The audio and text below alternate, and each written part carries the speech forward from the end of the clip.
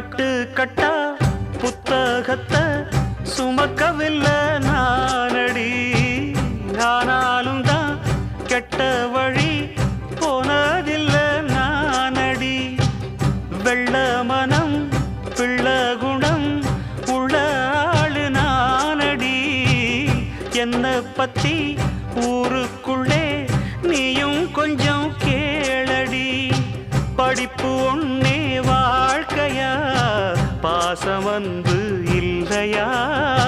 படிப்பில்லாமல் வாழ்க்கையில் உயர்ந்த மேதை இல்லையா? உன்னை கண் போலத்தான் வச்சு காப்பேனடி.